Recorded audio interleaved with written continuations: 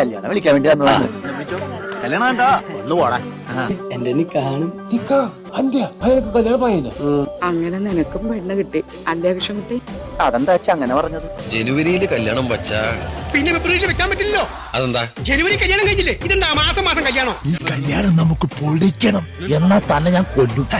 ഈ കല്യാണം കലക്കണം എന്നാണ് ഞാൻ ഉദ്ദേശിച്ചത്. ഓ അത് തന്തയില്ലെങ്കിൽ തരും. എടോ, ഇത് ആഘോഷമായി നന്നായി നടത്തണം എന്നാ ഞാൻ പറഞ്ഞത്.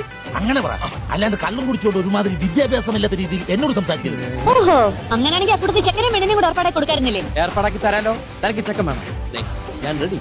അയ്യടാ, കല്യാണം കഴിക്കാൻ വന്നിരിക്കുന്ന ഒരാള്. ഈ ഹാപ്പി നമുക്കൊന്ന് ഫെസ്റ്റിവൽ ആക്കണ്ടേ? പിന്നെ വേണ്ടേ, ഇപ്പൊ തുടങ്ങല്ലേ? ഓ